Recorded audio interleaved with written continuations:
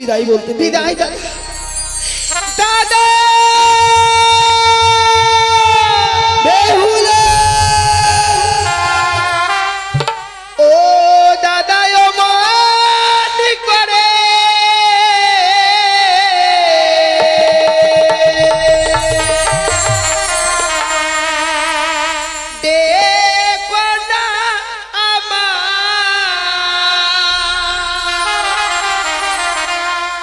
তোমাদের চোখের জলে পথে যে আমার দাদা পিছল হয়ে গেল তোমাদের চোখের জলে পথে যে আমার পিছল হয়ে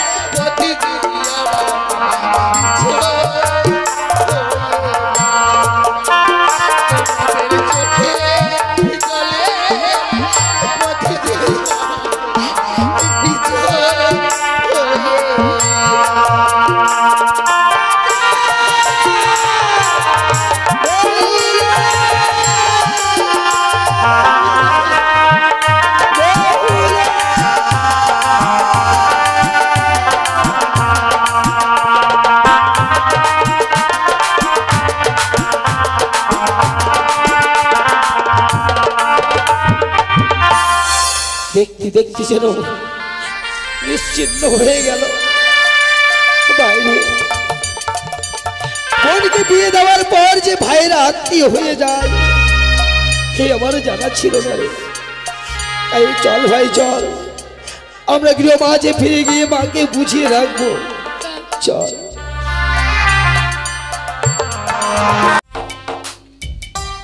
গতকালকে মা বেহুলাকে বিয়ে দিয়েছি, বিয়ে দিয়ে যেন মনটা আমার আজ কিছুই ভালো লাগছে না। তাই কি করি, আমি আমার মা বৌমাকে ডেকে নেব। কোথায় বৌমা? যাই মা।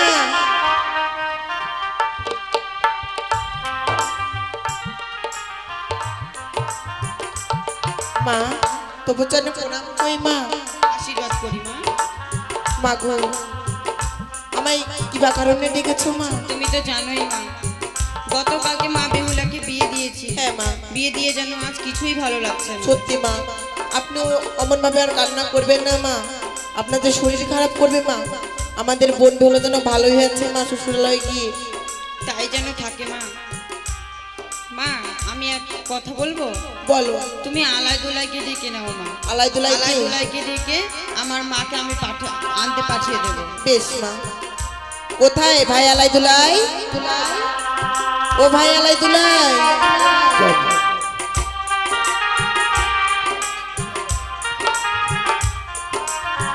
তবে চরণে প্রণাম মা। তুমি দেখেছো? হ্যাঁ বাবা। বলো মা। গতকালকে তোর বোনকে বিয়ে দিয়ে আজ যেন আমার কিছুই ভালো লাগছে না মা। মা বোনকে বিয়ে দেওয়ার পর সত্যি যেন আমারও মনটা ভালো নেই। যেদিক থেকে এলেই দাদা দাদা বলে বুকে এসে জড়িয়ে ধরে বলতো, দাদা তুমি ভালো আছো, কেমন আছো। বোনকে বিয়ে দেওয়ার পর ওই বুকটা যেন শূন্য হয়ে গেছে।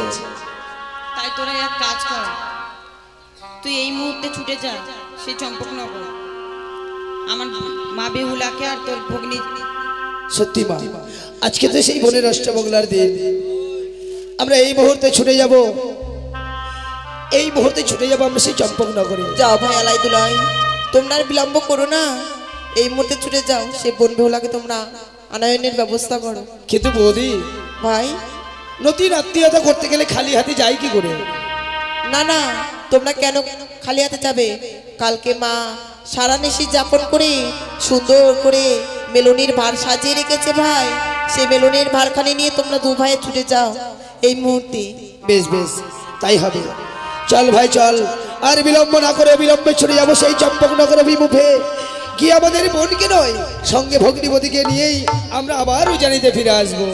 বেশ আসছি মা। বেশ বাবা। চল ভাই।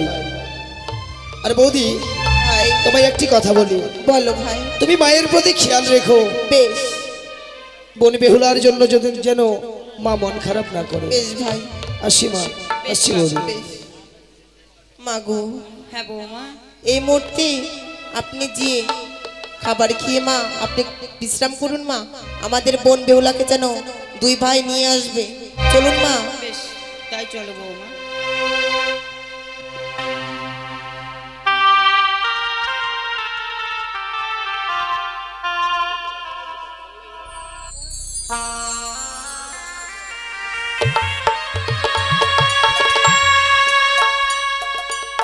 ডোবে রবে ওঠে চাঁদ, দিন চলে যায়, কত স্মৃতি বুকে নিয়ে শুধু হতাশ হয়। ওই দেখো পূব থেকে সোনার রবি উঠছে, পাখি ডাকছে, বায়ুবনে নানা ফুল ফুটছে। হায় রে ভাগ্য, নিয়তি জ্ঞান বাধ্যতে নিষ্ঠুর নিয়তিকে খেলা খেলছে আমি জানি না। সব পেয়েও সব হারিয়ে আজ আমি নিঃস্ব হয়ে গেলাম। এ চম্পকনগর আধার হয়ে গেল। আমার দুটি পাখি যেন আজ ওইছে ভাসতে ভাসতে চলে যাচ্ছে। ওই যে আমার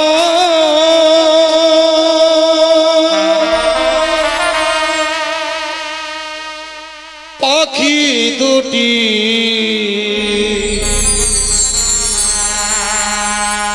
ভেসে যায়, ভেসে যায়। ওই যে আমার পাখি দুটি ভেসে যায়, ভেসে যায়।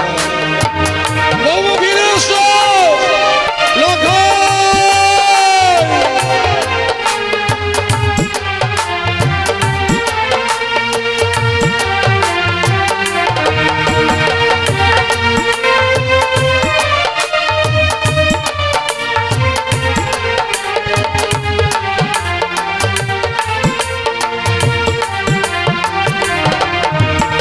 ওই যে আমার পাখি দুটি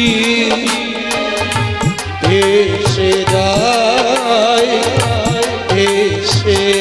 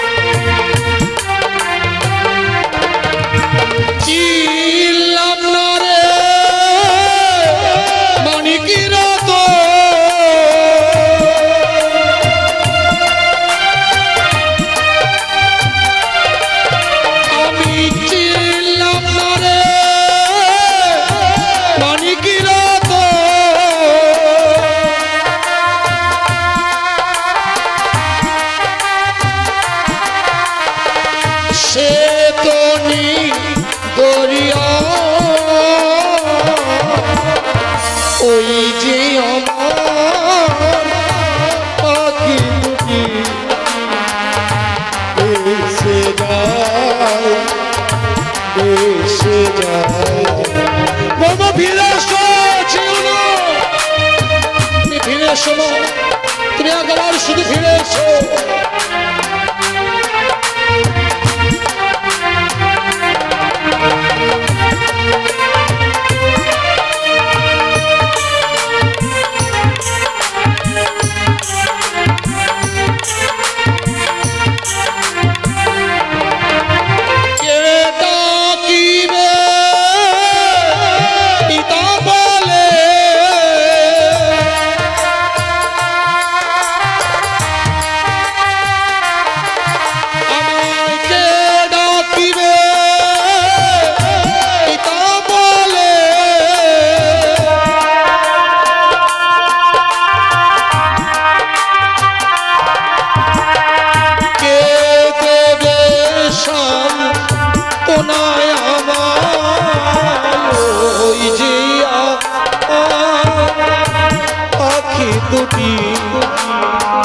ভেসে যায়, ভেসে যায় লাখ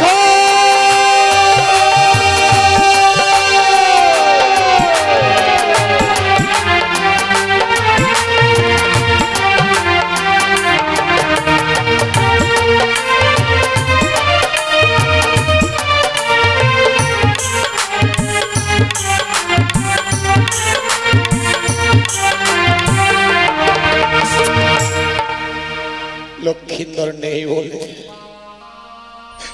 বৃক্ষে বৃক্ষে পাখির কুজন শোনা যায় না, প্রজাদের কণ্ঠে হাসি দেখা যায় না, নীরব নিস্তব্ধ চম্পকী নগর, যে চম্পকী নগরের রাজ সিংহাসনে কে বসবে? লকাই তো নেই রাজ সিংহাসনে বসবার মধ্যে চম্পকী নগরে কেউ। তাই আমি নিজেই ক্ষণকাল ওই রাজ সিংহাসনে বসে বিশ্রাম করব। চল ভাই চল চল।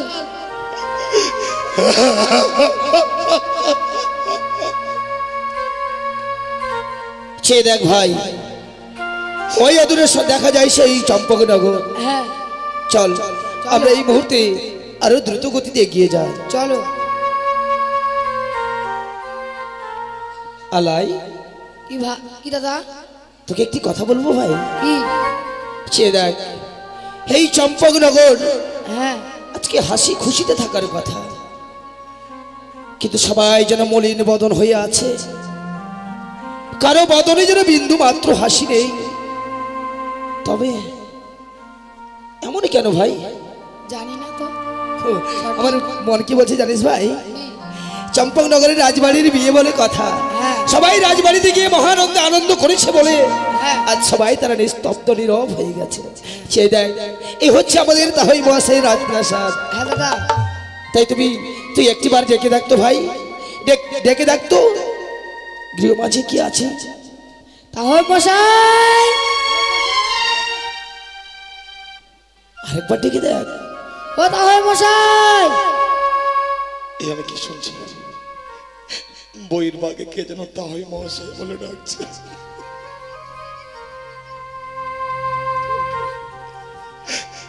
না জানি অতীব বর্জিত কণ্ঠেশ্বর, হয়তো বা আলাই দোলাই এসেছে। আসবেই তো, আজ যে আমার লখাইয়ের অষ্টমঙ্গল হবার কথা। লখাই নেই, বৌমা নেই, কে তাদের সম্মুখে গিয়ে দাঁড়াবে? আর যদি বৌমা থাকতো, বৌমা নিজেই দাদা দাদা বলে তাদের সম্মুখে গিয়ে দাঁড়াতো। বৌমা তো নেই, তাই আমাকেই যেতে হবে। ভাই তবে আমাদের ডাকে সাড়া দিচ্ছে না কেন? আরেকটিবার ডেকে দেখ। বেশ তাহলে মশাই। কে বাবা তোমরা? রাজ দরজা খোলা আছে, ভিতরে প্রবেশ করো। তবে চরণে প্রণাম তাহাই মহাশয়। তাহাই মহাশয়, কি আপনি ভালো আছেন? আমি ভালো আছি বাবা, তোমরা ভালো আছো? আমরা ভালো আছি, কিন্তু এ কি আপনি কাঁদছেন? আমি কাঁদছি? আমি কাঁদতে পারি বাবা? আমি কাঁদছি না রে। এ কি বলছেন তাহাই মহাশয়? আমি কাঁদছি না। আপনি যতই বলুন তাহাই মহাশয়, আপনি যখন আমাদের সাথে কথা বলছেন আমার মন বলছে আপনার অন্তরের মাঝে কোনো গোপন রহস্য আছে, যেটা আপনি আমাদেরকে বুঝতে দিচ্ছেন না। ওরে চুপ কর, আমি কাঁদছি না বাবা। তবে জানিস চোখের মধ্যে কি যেন পড়লো, তাই আমি কাঁদছি না রে। না তাহাই মহাশয়, আপনি না বললেও আমি ঠিক বুঝতে পারছি তাহাই মহাশয়। আমার 8 বছরের নাবালিকা বোনটি আপনার গৃহ মাঝে পুত্র বধূ হয়ে এসেছে, তো সে জানে না যে গুরুজনদের সাথে কিভাবে কথা বলতে হয়। আমার বোন বেহুলা নিশ্চয়ই আপনাকে কটুস্থ ভাষা বলেছে। হ্যাঁ তাই মহাশয়, যদি আমার বোন আপনাকে কোনো কটুস্থ ভাষায় কথা বলে থাকে, আপনার সরল প্রাণে যদি আঘাত দিয়ে থাকে, আমি আমার বোনের হয়ে ক্ষমা চাইছি। না লয় না, ওরে তা নয় রে, বৌমা আমাকে কটু ভাষা প্রয়োগ করেনি। তবে আপনার নয়ন বাড়ি নিক্ষেপ হচ্ছে কেন? ও কথা তোরা শুনিস নে বাবা, ও কথা যদি তোমরা শোনো না, এই রাজপ্রাসাদে তোমরা স্থির থাকতে পারবে না। কি বলছেন তাই মশাই? সমস্ত আকাশটা তোমাদের মস্তকে বজ্র হয়ে নেমে আসবে। তাই মশাই, তোমাদের পদতল থেকে মৃত্তিকা সরে যাবে। ও কথা তোমরা শুনতে চেয়েও না লয় দুলাল। কিন্তু তাই মহাশয়, আমরা তো আপনার পুত্র সমতুল্য। আজকে যদি আপনার নিজের সন্তান হতাম, আপনি কি পারতেন এমনি ভাবে গোপন রাখতে? বলুন না তাই মশাই, বলুন না, এমন কি হয়েছে আপনার, যার জন্য আপনি নয়ন বাড়ি নিক্ষেপ করছেন, এই পাগলের বেশ ধারণ করেছেন? দুলাই,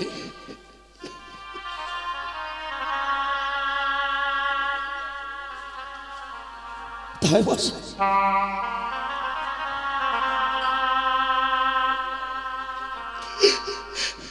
আজ বুঝি তোর মা ওই মেলের বাটা তোর হাতে পাঠিয়েছে।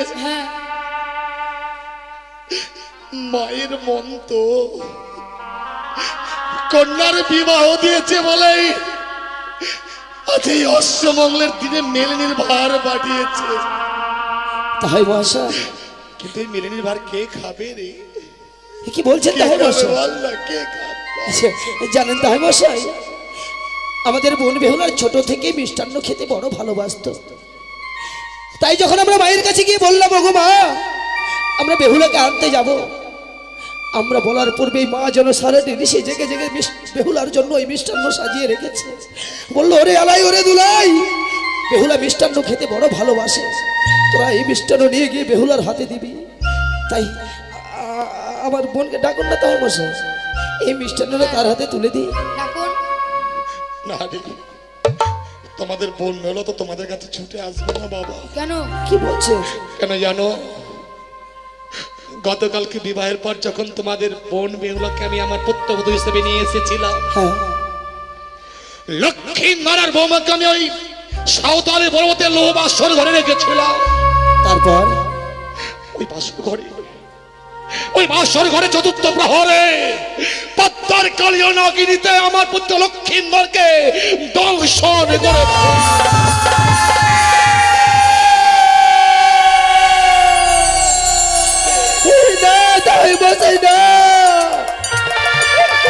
হতে পারে না, আমার বিশ্বাস হয় না। আপনি কি শুনলেন তাই মশাই? আপনি কি শুনলেন? সত্যি যদি তাই হয়, আমার বোনকে ডাকুন, আমার বোনকে ডাকুন। তাই যদি হয়ে থাকতো, এতক্ষণে বোন বেহুলা দৌড়ে এসে জড়িয়ে ধরে বলতো, ওগো দাদা, আমার কপাল ভেঙেছে, আমার সর্বনাশ হয়েছে। তোমাদের বোন তো এই রাজপ্রাসাদে নেই বাবা। নেই? কি বলছেন আপনি? তাহলে কোথায় কোথায় সেই হতভাগী? মৃত্যু স্বামী প্রাণ ফিরাবে বলেই মৃত্যু স্বামীকে বক্ষে ধারণ করে ভয়ঙ্কর অমরার সাগরের জলে সে ভেসেছে। ও তো আমার রাজপ্রাসাদে নেই বাবা। এ কি করেছেন তাই মহাশয়? আমার ওই 8 বছরের নাবালিকা বোনটিকেও আপনি আপনার পুত্রের সহিত বিসর্জন দিয়ে দিলেন। বাহ বাহ তাই মশাই বাহ। আপনি না বিচারক, আপনি না প্রজাদের বিচার করেন। এই বিচারকের আসনে বসে আপনি এই উপযুক্ত বিচার করেছেন। আচ্ছা তাই মশাই বলুন না, আপনার পুত্রকে তো দংশন করেছিল সাপে, সে প্রাণে মারা গেছে, কিন্তু আমার ওই ছোট্ট বোনটিকে, হ্যাঁ ওই আমার ছোট্ট বোনটিকে, সে তাকে তো সাপে আঘাত করেনি, সে তো প্রাণে মারা যায়নি। তাহলে আপনি কোন প্রাণে কোন বিবেকে ওই আপনার মৃত পুত্রের সহিত ভাসিয়ে দিয়েছেন সাগরের জল? বিশ্বাস কর বাবা, বিশ্বাস কর। বৌমার সঙ্গে আমি সত্যি আবদ্ধ হয়েছিলাম বলেই বৌমাকে সাগরের জলে ভাসিয়ে দিতে আমি বাধ্য হয়েছি। বৌমা যে স্বামীর চরণে মতি রেখেছে বাবা। থাক থাক তাই বসে থাক, আমি এতক্ষণে স্পষ্ট বুঝতে পারছি বেহুলা তো আপনার ঔরস জাত কন্যা নয়, তাকে তো আপনি কোলে পিঠে করে মানুষ করেননি, আপনি তো শুধু 7টি পুত্রের পিতা হয়েছেন। আপনার প্রিয় মাঝে তো কোনো কন্যা সন্তান নেই। আপনি কি বুঝবেন, কি বুঝবেন যে একটা কন্যা সন্তানের মায়া মমতা কত কত গভীর হয়? আপনি পারতেন যদি আপনার অনুজাত কন্যা হতো ওই সাগরের জলে নিক্ষেপ করে দিতে পারতেন না? পারতেন না, কেননা সে তো আপনার কন্যা। ও যদি আমার কন্যা হতো আলাই, প্রয়োজন আমাদের লৌহ শৃঙ্খলা বন্ধন করে আমি আমার কন্যাকে আমার রাজপ্রাসাদে রাখতাম, কিন্তু পারিনি শুধু আমার বৌমা বলে। আমার তোমরা ক্ষমা করো বাবা। তাও মশাই, একটি মাত্র বন্ধু, তাকে অতি যত্নে ছোট থেকে বড় করেছিলাম, কোনদিন তার অঙ্গে এতটুকু কাটার আচর পর্যন্ত দেয়নি। আমরা ভেবেছিলাম আপনার এই সোনার চপ্পলাই বিয়ে দিলে আমার বোন সুখী হবে।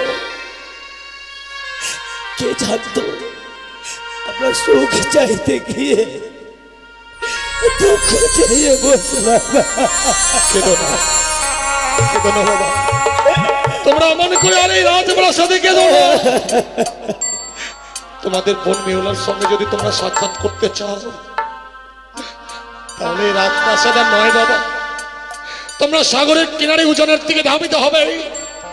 কিছু দূর পথ অতিক্রম করলেই তোমাদের বোন মেহুলার সঙ্গে তোমাদের সাক্ষাৎ হবে। যাবো তাহলে আমরা যাব।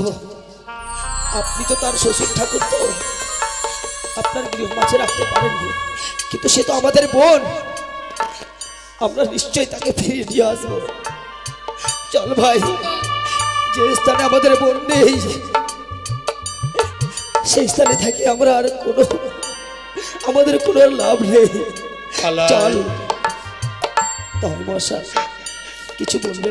চলে যাচ্ছিস তাই মশা? দুলাই, যাবার পূর্বে আমায় কথা দেনে বাবা, আমি যেদিন শেষের দিনের প্রাণে মারা যাব তাই মশাই তোমরা দুই ভাই এসে আমার মুখাগ্নি করবে, ভালো না? কথা দিলাম তোমরা আমার মুখাগ্নি করবে।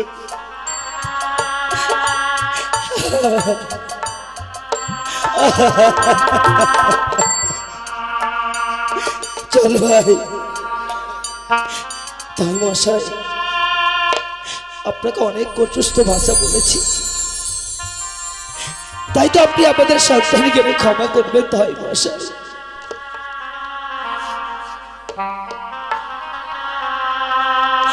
আমরা চলেই যাচ্ছি। তাই মশাই,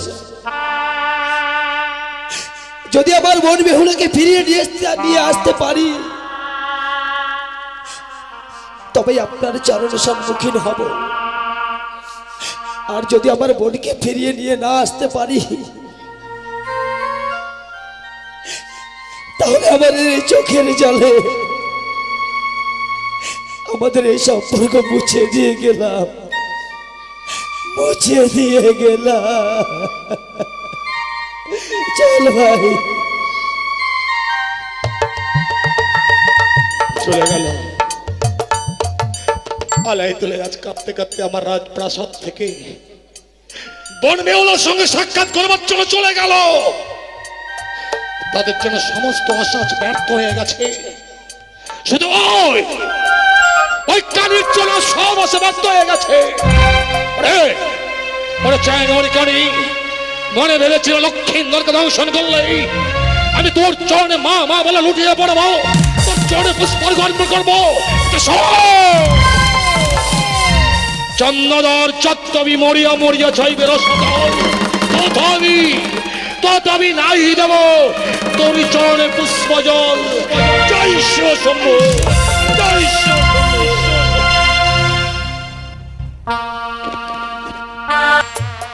আমরা আর কত দূর এমনি ভাবে নদীর কিনারে যাব ভাই? কত দূরে গেলে আমার বোনের সঙ্গে সাক্ষাৎ হবে? ডাক্তার ভাই একবার বেহুলাকে প্রাণ ভরে ডেকে দেয়, ওই হতভাগী যদি আমাদের ডাক শুনতে পায়, আমাদের ডাকে সাড়া দেবে ভাই। ডাক ডাক।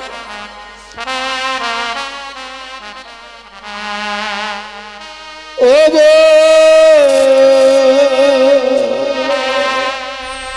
বেহুলা রে,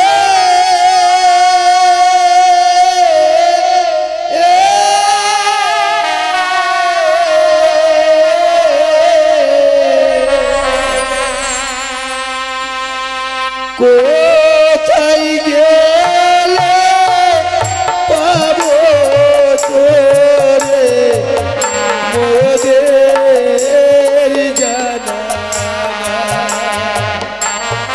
আমরা কোথায় গেলে পাবো তোরে মোদের জানা?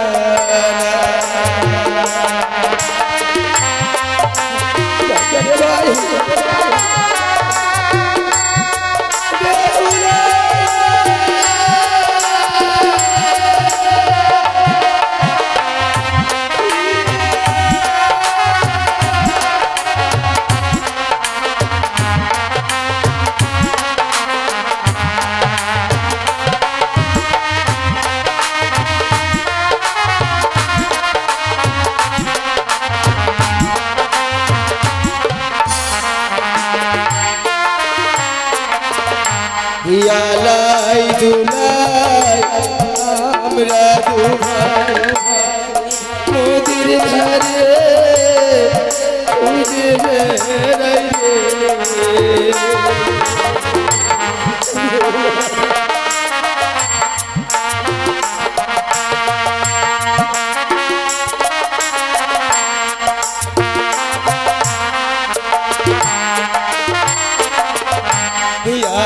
বেহুলা আইরে ছুটে ডাকটা একবার দাদা বলে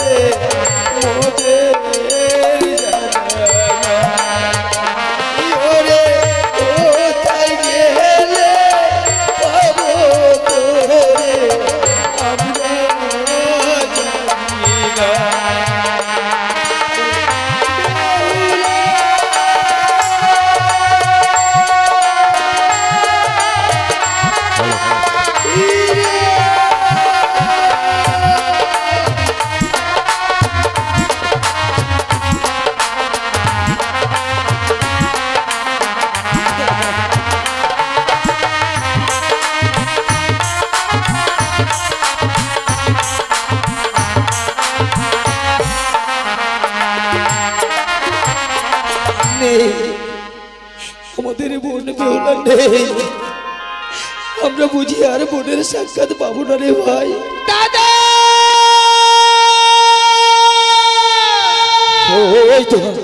ওই তো যদি বেহুলার কণ্ঠস্বর ভেসে আসে, ওরে আলাই একটিবার ডেকে দেখ, একটিবার ডেকে দেখ, বোন বেহুলা যেন সাড়া দেয়।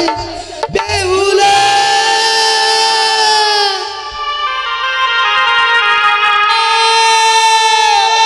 বেহুলা দাদা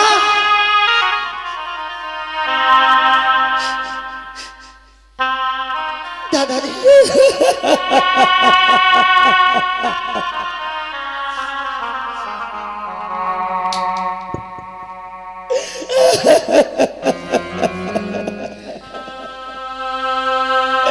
ওরে ভাই দেখ একটিবারে বোনের রূপ দেখ।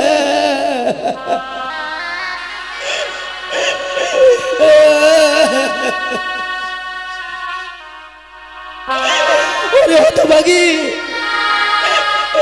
আমরা যে তোকে এ রূপে দর্শন করবো আমরা স্বপ্নেও ভাবতে পারিনি রে, দাদা স্বপ্নেও কল্পনা করতে পারিনি।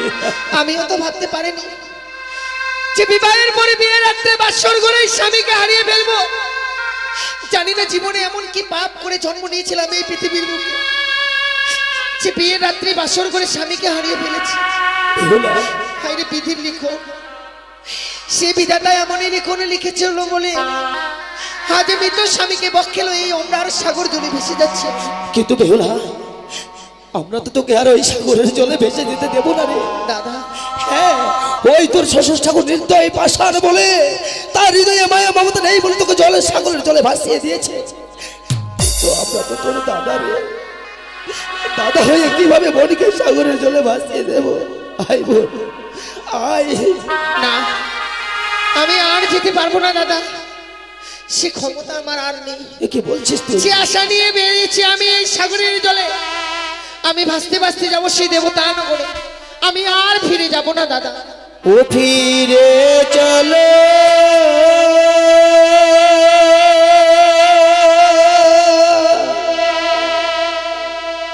ও মোদের ঘরে রে,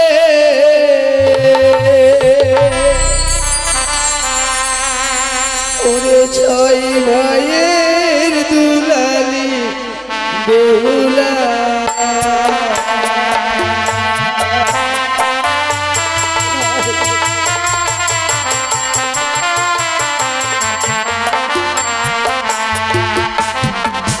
ওরে ফিরে চলি মনি রে,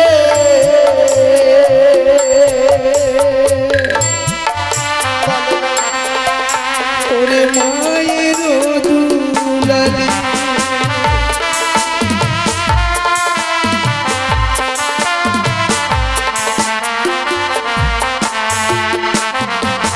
ওরে ফিরে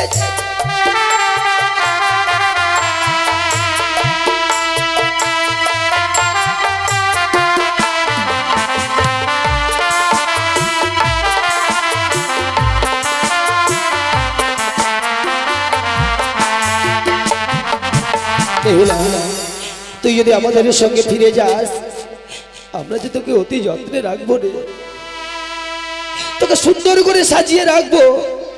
সে কি বলছিস দাদা? হ্যাঁ রে, ওই যে তোর কপালে ওই সিঁদুর দেখা যায়, ওই সিঁদুরের বদলে আমরা কি করবো জানিস? কি করবে দাদা?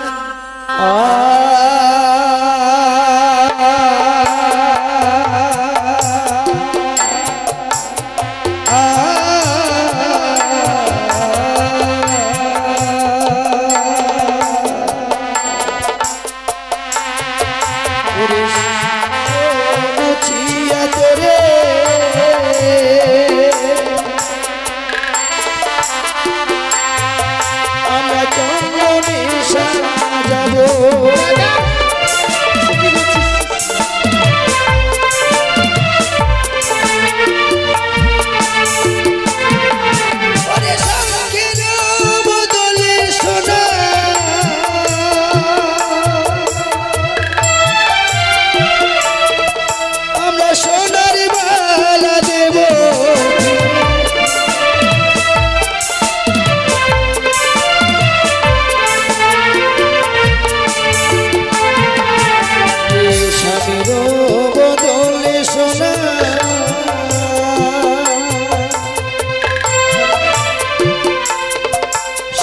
পুতুল কিনে দেব।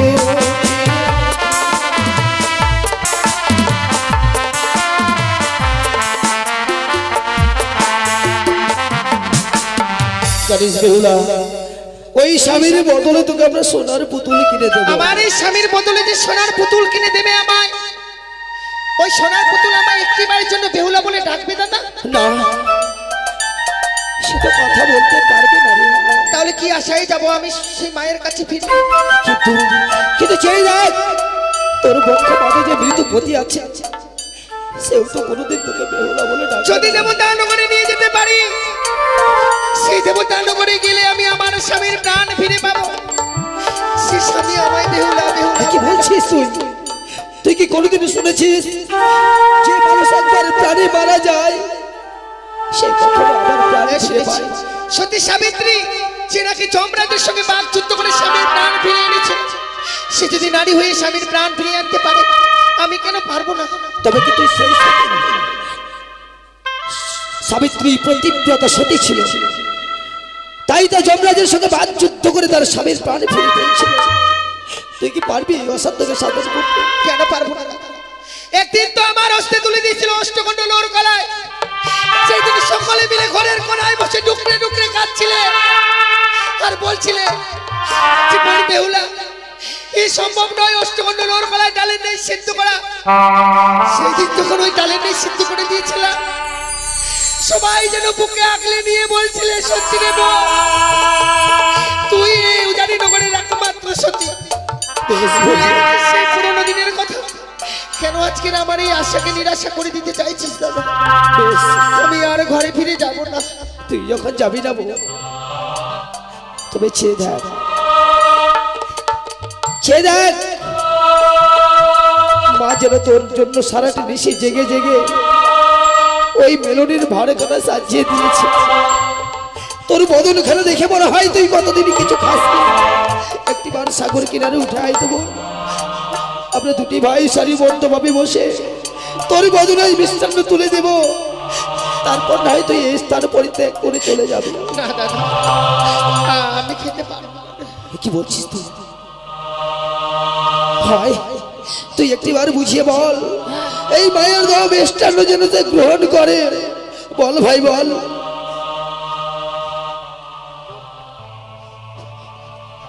বেহুলা, দাদা মানা তোর জন্য মিষ্টান্ন ভার রাত্রি করে সেজেছে।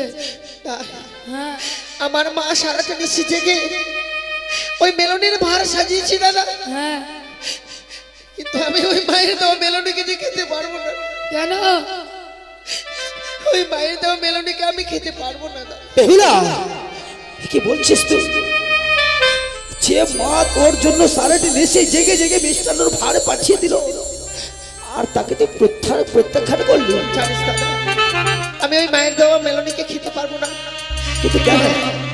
মনে রাখিস দাদা, এই মেলনির ভার আবার যেন গৃহে না ফিরে নিয়ে যাস। একটিবার যদি তোদের হস্তে দেখে এই মেলনির ভার ফিরে এসেছে, মা যেন কাঁদতে কাঁদতে পাগলিনী হয়ে যাবে।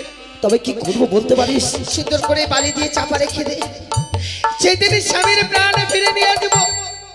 সেই দিন দুজনে মিলে ওই মায়ের দেওয়া মেলনি খেয়ে তবে আমরা মায়ের কাছে ফিরে যাব। বেশ, তাই হবে বল। আমায় প্রাণ ভরে আশীর্বাদ করো দাদা, আমি যেন দেবতা নগর থেকে স্বামীর প্রাণ ফিরিয়ে আনতে পারি। বেশ বেহুলা, বেশ। ভাই রে, বোন বেহুলা যখন আমাদের সাথে ফিরে যাবে না, আজ আমরা দুটি ভাই হৃদয় উজাড় করে আশীর্বাদ করব। আমি যদি জীবনে কোনো পুণ্য করে থাকি, আমি তোর জন্য সমস্ত পুণ্যের ভার তোকেই দিলাম। তুই যে আষাঢ়ী সাগরের জলে ভেসে যাচ্ছিস, ঠাকুর যেন তার মনস্কামনা পূর্ণ করে দেয়। বিদায় বিদায় বলতে নেই। বিদায় দাদা। দাদা বেহুলা, ও দাদা ও মন করে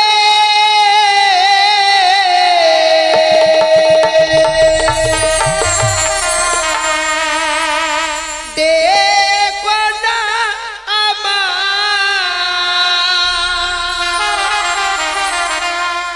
তোমাদের চোখের জলে পথে যে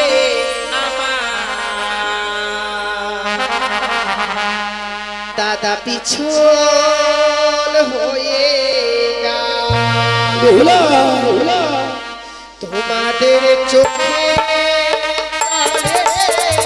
পথে যে আমার পিছল হয়ে